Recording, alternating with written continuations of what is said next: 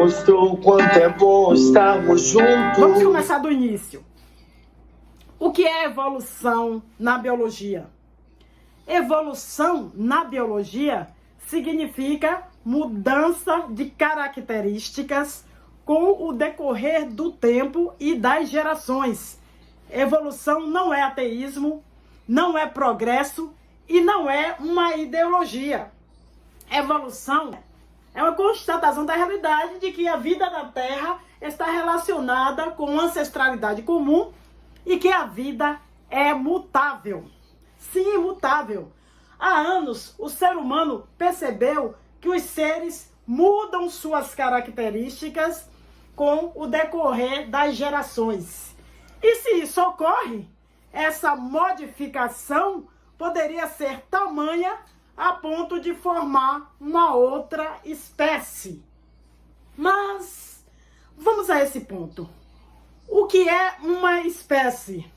Espécie é quando, por exemplo, dois indivíduos têm um descendente e esse descendente é fértil. Por exemplo, nós humanos, um americano pode se casar com a japonesa e eles terem um filho, certo? Esse filho pode se casar, por exemplo, com uma africana e eles também terem um filho. A gente chega à conclusão que, apesar de todas essas diferenças, todos são da mesma espécie. Porque o descendente é fértil, fértil. Agora imagine um ligre, que é um descendente do leão com o tigre. Ele não é fértil. Portanto, leão e tigre não são da mesma espécie. Mudanças tamanhas que podem gerar outra espécie. Mas o que essa afirmação indica? Ainda não entramos na polêmica de macacos e seres humanos. Porém, nós percebemos que leões, tigres, leopardos, por exemplo, são visivelmente parecidos, certo? E geneticamente parecidos também. E o que isso sugere?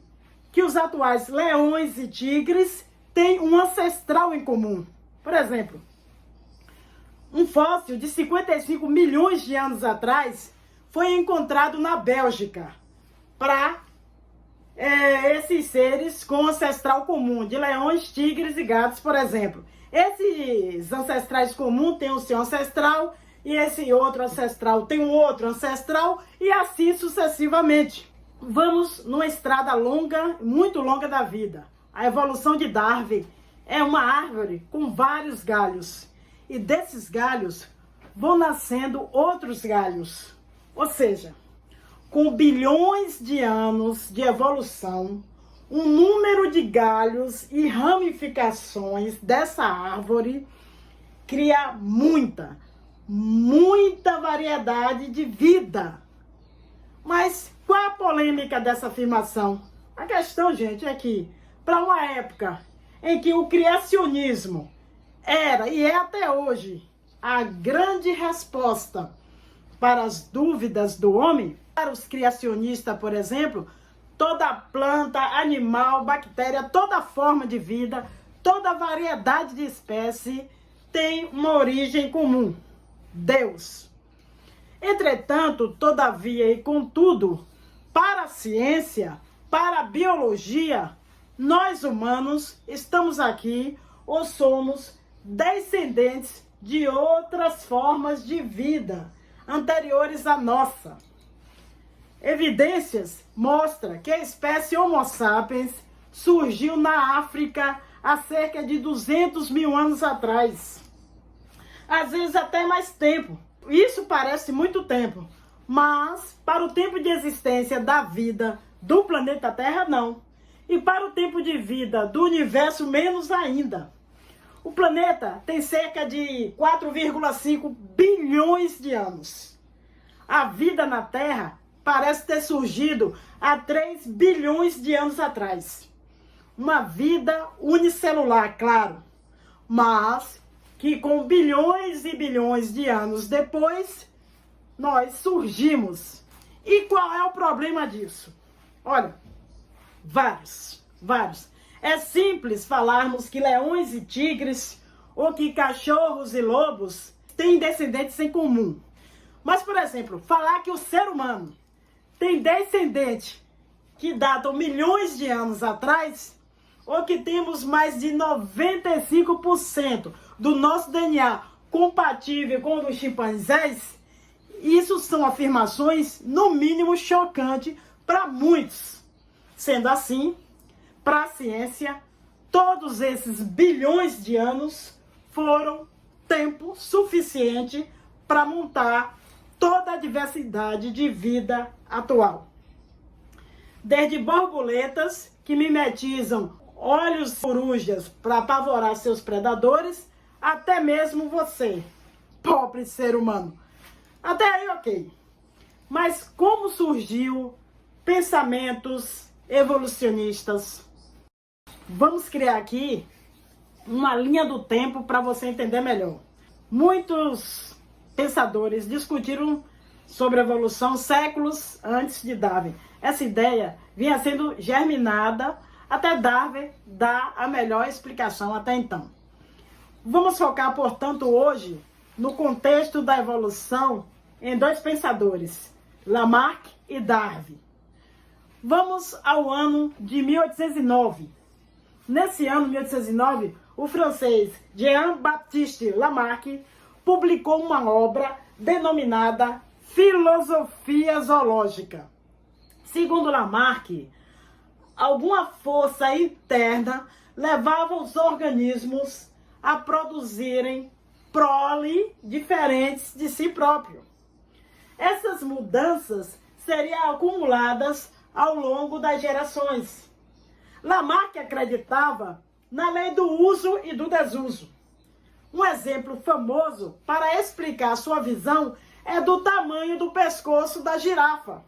Segundo ele, o tamanho do pescoço da girafa é devido a seu esforço ao esticar o pescoço para alcançar árvores cada vez maiores. Para se alimentar, surgiram esses pescoços longos. Isso fez com que o seu pescoço crescesse. E essa característica, então, fosse passada para os filhos. Ou seja, o uso do pescoço promoveu sua modificação. Hoje a gente sabe que a vida não funciona dessa maneira, certo? Porém, esse foi um passo revolucionário, porque Lamarck disse que a vida é mutável e que essas mudanças podem ser adquiridas. Mas, poucos anos depois, teríamos Charles Darwin, que ainda estava formulando suas ideias. Após se formar na universidade, ele viajou pelo mundo no famoso barco Beagle, certo? Entre 1832 e 1837.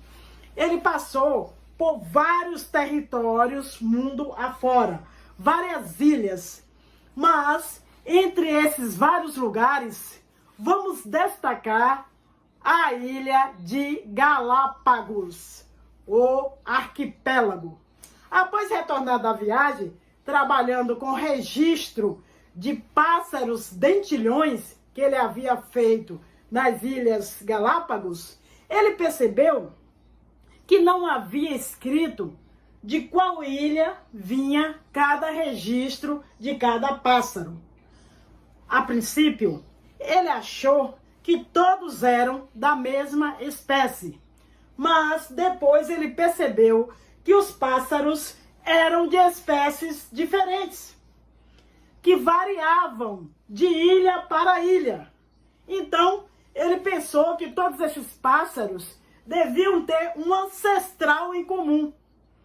Enquanto formulava as suas ideias, 20 anos depois, ele recebeu a carta do naturalista Wallace, que chegou a conclusões bem próximas às deles. Assim, em 1858, as ideias de Darwin e Wallace foram apresentadas em Londres. Mas, em 1859, sua maior obra foi lançada, sobre a origem das espécies. Livro único, que é digno de destaque até hoje. Nessa obra, Darwin mostra sua explicação para as mudanças. Ao contrário de Lamarck, para Darwin, entretanto, a evolução é pautada na seleção natural. Ou seja, o meio seleciona os mais aptos, as características mais úteis, como, por exemplo, ouvir melhor, ter a visão melhor, correr mais, suportar mais o frio, ou como na girafa, ter o pescoço maior para alcançar árvores maiores e ter, portanto, mais acesso à alimentação, certo? Mas o que significa ser mais apto? Simples. Os mais aptos sobrevivem em maior número e, por consequência, reproduzem-se em maior número, havendo, portanto, ao longo de várias gerações, uma acumulação de características boas, boas entre aspas, na população. Um exemplo bom para ilustrar a ideia de Darwin é o seguinte: imagine 2 leões que caçam antílopes. Um é fraco, corre devagar e caça muito, muito mal. O outro leão tem uma boa visão e corre mais rápido. O leão lento, portanto, se alimenta mal, porque caça mal. E quem sabe ele até morra, deixando nenhum ou poucos descendentes. O leão mais rápido, ele se alimenta bem, porque ele caça bem e, portanto, consegue viver mais, e assim pode ter mais filhotes. E logo pode passar os seus genes de bom caçador para as próximas gerações. Assim, seus filhos poderão ser bons caçadores também, certo? Ao longo de várias gerações, leões que caçam bem vai ser a maioria, porque eles são mais aptos no ambiente. Assim, o meio o selecionou, entendeu? Agora, vamos pensar no lado da caça. O antílope. Antílopes lentos têm maiores chances de serem comidos por um leão. Antílopes rápidos têm a possibilidade de fugir de um ataque. Desse modo, antílopes lentos têm maiores probabilidades de serem mortos do que os antílopes rápidos, certo? Os antílopes mais rápidos podem passar os seus genes para os seus filhos, porque vão viver mais. Como, por exemplo, ter uma musculatura mais forte e mais resistente para a corrida. Ou seja, a evolução, por meio da seleção natural, explica por que os leões são tão bons em caçar antílopes e por que os antílopes são tão bons em fugirem aí dos leões. Falamos de característica. A gente destacou aí a velocidade, a musculatura para a corrida, certo? Falamos das características. Agora, como essas características são herdadas? Os antílopes rápidos podem ter filhos que sejam rápidos como ele. Na época de Darwin, não se sabia como essa característica era herdada de pai para filho. Hoje a gente sabe porque a gente desenvolveu muita genética. Desse modo, uma característica só é importante para a evolução se ela pode ser transmitida para a próxima geração através do material genético. Resumindo, a teoria da evolução é a mudança de características de uma população definida pela seleção natural, em que os mais aptos tendem a sobreviver e logo tendem a ser majoritários na população e, portanto, passar esses genes, essas características para a prole, para seus filhos, para as próximas gerações. Dessa forma, essa característica tende a prevalecer na população. Como Darwin diria, evolução é descendência com modificações, certo? Mas o que são essas modificações que são selecionadas pela seleção natural? Bem, essas mudanças podem vir de mutações genéticas, por exemplo, ou recombinação gênica durante a formação dos gametas. Nesses casos, as mudanças de características e o acaso, que aqui é importante, mas a evolução não é apenas isso. O acaso é importante na evolução, mas não é o seu guia. A evolução se baseia em mudanças e a seleção nas mudanças mais aptas. Um urso, ao acaso, pode ter nascido com pelagem mais clara que os demais do seu bando. No contexto da neve, essa é uma ótima característica, portanto, isso foi selecionado. Agora, se esse urso com a pelagem, por exemplo, vermelha, na neve, isso seria péssimo. É por isso que temos ursos polares bem brancos. Isso não é nada aleatório, gente. É branco porque assim é melhor para o meio.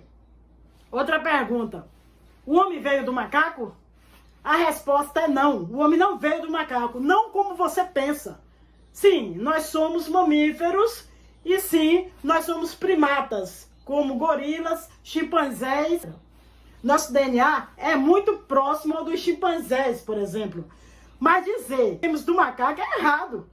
A realidade é que assim como os leões e tigres têm um descendente em comum, o homem e os primatas, como os chimpanzés, têm um descendente comum que data milhões de anos atrás. Ah, o homem veio do macaco. Então por que existe macaco? Tem gente que faz essa pergunta. Isso é um erro mais do que grosseiro. A evolução não diz que somos descendentes deles, e sim que somos um parente biológico próximo. Evolução significa para melhor? Definitivamente não. Ursos polares vivem na neve e, portanto, são brancos. Essa é uma ótima característica, ser branco na neve. Ele pode se esconder, se camuflar e, portanto, caçar melhor na neve. Mas ser branco numa floresta não é algo bom. E por isso nós temos ursos pardos nas florestas temperadas, por exemplo. Assim, minha gente amiga, o termo evolução não deve ser visto como algo para melhor ou mais evoluído, apesar do nome evolução. O urso polar é mais apto para sobreviver na neve do que numa floresta. Como disse um famoso biólogo, nada na biologia faz sentido, exceto a luz da evolução. Vida, devolva minhas fantasias, meus sonhos de viver a vida, devolva-me o ar. Sem teu carinho, meu mundo fica tão vazio. Os dias quentes são tão frios que as noites me